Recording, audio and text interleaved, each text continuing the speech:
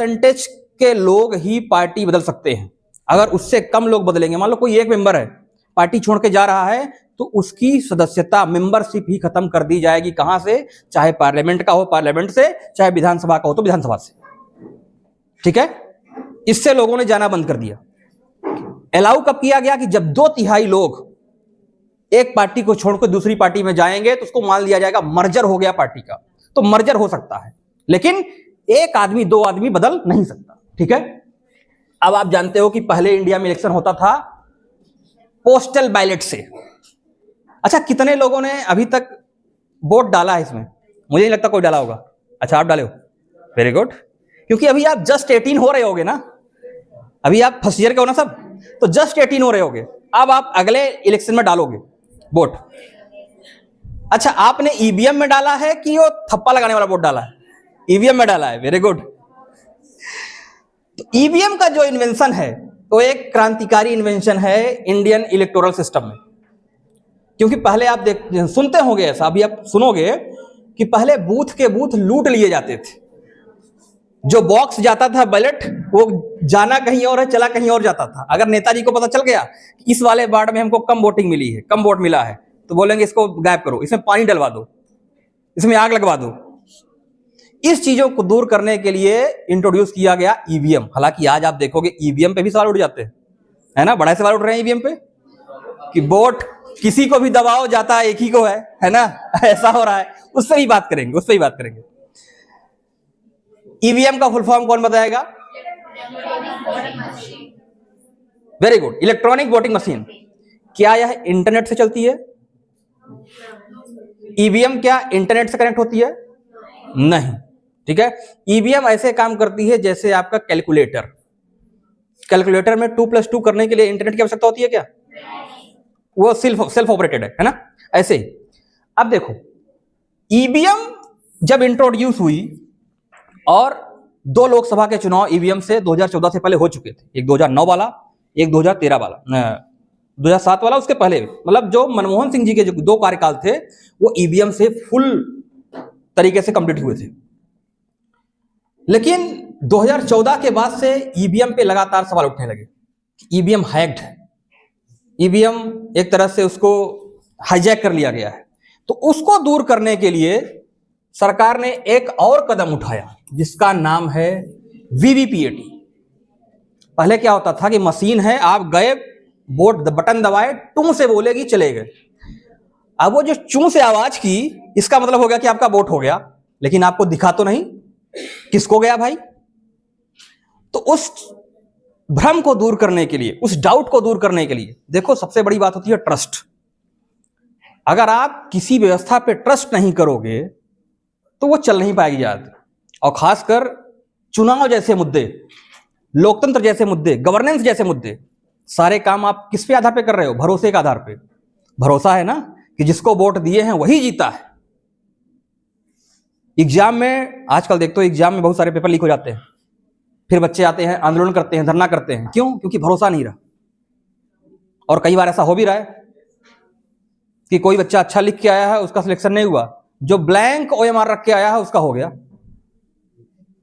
तो चोरी की समस्या तो है, नो डाउट। इसी चोरी को दूर करने के लिए प्रयास किए जाते हैं लगातार गवर्नेंस की तरफ से। क्योंकि अगर प्रयास नहीं किए जाएंगे तो जनता में असंतुष्टि की भावना पैदा होगी, और जनता जब असंतुष्ट होती है तो आप जानते हो कि खतरा बढ़ जाता है। जैसा अभी नेपाल में हुआ है ना, बांग्लादेश में हुआ। तो सरकारों के अंदर यह डर होना चाहिए कि जनता नाराज ना होने पाए। उसको दूर करने के लिए सरकार ने क्या इंट्रोड्यूस किया? वीवीपीएटी। तो कौन बताएगा वीवीपीएटी का फुल फॉर्म? और कोई? वीवीपीएटी का फुल फॉर्म कौन बताएगा? इधर से आप हाथ नहीं उठ रहे हैं बच्चों, ये सब बहुत बहुत कॉमन चीज है, आपको जानना चाहिए। हाँ नवीरा बताओ आप। सुन लिया सबने? बैठ जाओ। Voter verified paper audit trail, क्या नाम है? ये मशीन आपने देखी है? देखी है कि नहीं देखी है? नहीं देखी है? रुको दिखा देते हैं अभी। वर्कशॉप का मतलब है ना आप तुरंत देख लो, है ना। वीवीपीएटी,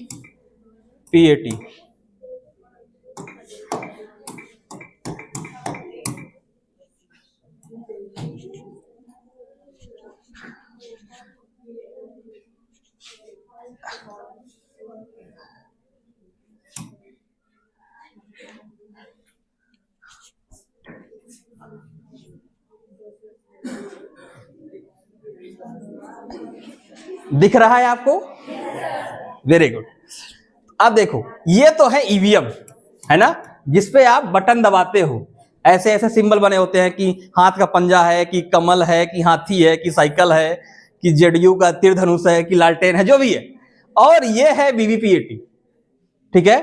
तो जैसे ही आप जिस नंबर का बटन दबाए, मान लो कमल का बटन दबाए, तो उस प्रत्याशी का यहां सिंबल दिख जाएगा तुरंत।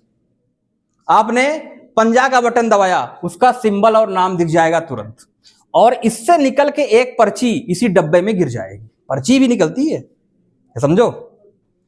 कईयों बार जब कोई मेंबर ये आरोप लगाता है कि नहीं फर्जी वोटिंग हो गई है, मुझे तो बहुत वोट मिलना था, लेकिन ये ईवीएम ये लोग गलत बता रहे हैं, तो कहता है कि मेरा क्या करो, मिलाओ। क्योंकि जितनी मशीन, टोटलाइजर एक मशीन होती है, वो टोटल करके बता देती है, पर्ची गिनने की जरूरत नहीं होती है। हर मामले में पर्ची नहीं गिनी जाती। लेकिन जिस मामले में डिस्प्यूट हो जाता है, तो कहते हैं कि जितना मशीन बता रही है और जितनी पर्ची इसमें गिरी है देख लो, अगर सेम है तो मामला ठीक है, अगर सेम नहीं है तो मामला गड़बड़ है। तो भरोसा जमेगा कि नहीं जमेगा? इससे जमेगा ना। तो इसीलिए भरोसा जमाने के लिए चीजें की जा रही है, ठीक है। तो सबने देख लिया ईवीएम वीवीपीएटी, है ना, वेरी गुड, ठीक।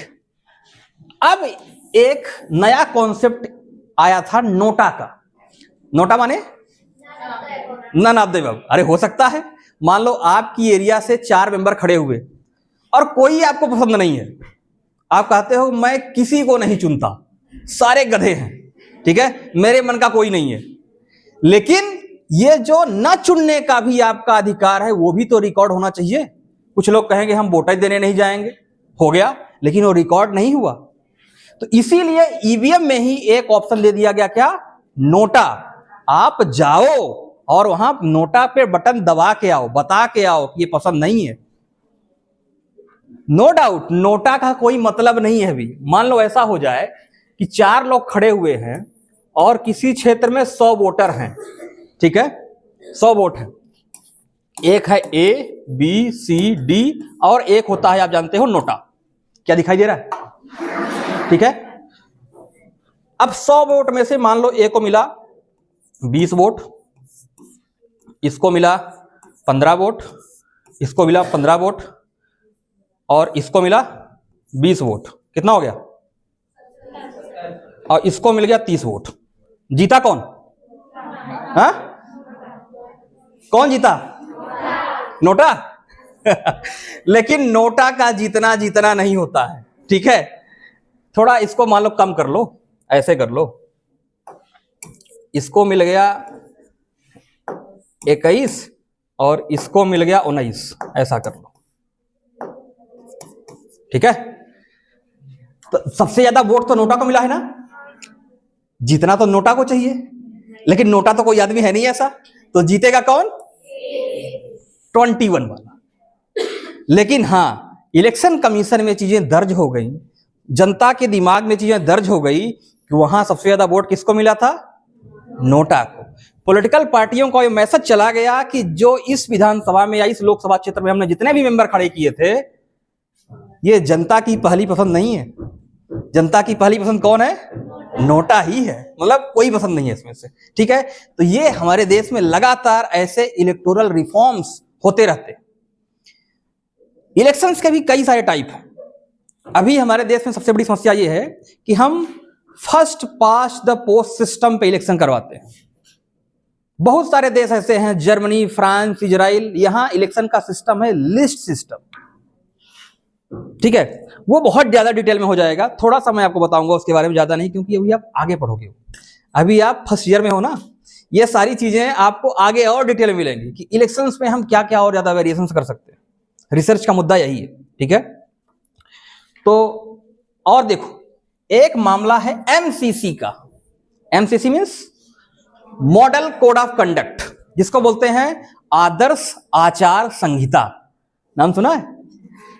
जिस दिन से इलेक्शन कमीशन चुनाव की डेट अनाउंस करता है, उसी दिन से उस क्षेत्र में, उस राज्य में क्या लग जाता है? MCC, model code of conduct.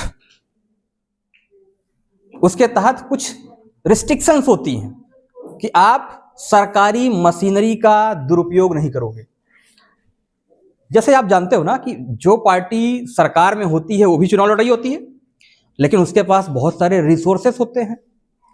Bharat के इतिहास में पहली बार ऐसा हुआ था कि सरकारी मशीनरी के दुरुपयोग करने के आरोप में एक प्रधानमंत्री का चुनाव कैंसिल कर दिया गया था। उस प्रधानमंत्री का नाम बताइए, जोर से बोलिए, मुझे सुनाई नहीं दिया। इंदिरा गांधी जी, है ना। वो जो इमरजेंसी लगी थी, सबसे बड़ा आधार यही था कि इलाहाबाद हाई कोर्ट ने, अब देखो, उनके खिलाफ चुनाव लड़ रहे थे, उनका नाम था श्री राज नारायण जी, वो भी बड़े कद्दावर नेता जनता पार्टी के। उन्होंने आरोप लगाया कि इंदिरा गांधी ने सरकारी मशीनरी का दुरुपयोग किया। सरकारी मशीनरी का दुरुपयोग का मतलब क्या है? सरकारी मशीनरी का दुरुपयोग का मतलब है कि जो सरकार के रिसोर्सेस है, जैसे सरकारी आदमी, सरकारी बाबू, आईएएस आईपीएस या सरकारी कर्मचारी, ठीक है, सरकार की गाड़ियां, सरकार का जो प्लेटफॉर्म है जैसे ऑल इंडिया रेडियो, इन सब को जो पार्टी सरकार में वही यूज कर ले, दूसरी पार्टी को मौका ही न दे। तो बाद में इलाहाबाद हाई कोर्ट को यह पता लगा और उन्होंने जांच करा के देखा भी कि यस, आईएएस अधिकारी इंदिरा गांधी का टेंट लगा रहे हैं, चुनाव का रैली कंडक्ट करा रहे हैं, जबकि ये उनका काम नहीं है। वो किसी एक पार्टी के लिए लॉयल नहीं है, वो देश के लिए लॉयल है, वो देश के लिए रिस्पॉन्सिबल है। इसी आधार पे कैंसिल कर दिया चुनाव उनका, बोला चुनाव रद्द। अब चुनाव रद्द मतलब वो मेंबर नहीं रहेंगी पार्लियामेंट की, और जब मेंबर नहीं रहेंगे तो प्रधानमंत्री कैसे रहेंगे? हालांकि उन्होंने इस फैसले को चैलेंज किया। कहां चैलेंज किया? हाई कोर्ट में। सबसे देखो, कोई व्यक्ति कहां जाएगा या क्या करेगा डिपेंड करता है उसका एडवाइजर कैसा है। एडवाइजर बहुत मैटर करता है। इंदिरा गांधी के जो एडवाइजर थे, बीके मेनन नाम था उनका, उन्होंने उनको यह एडवाइज कर दिया कि सुप्रीम कोर्ट का मूड भी ऐसा ही लग रहा है कि चुनाव कैंसिल ही होगा और आपको जेल भी हो सकती है। तो उन्होंने पूछा इससे बचने का तरीका क्या है? उन्होंने कहा आपातकाल लगा।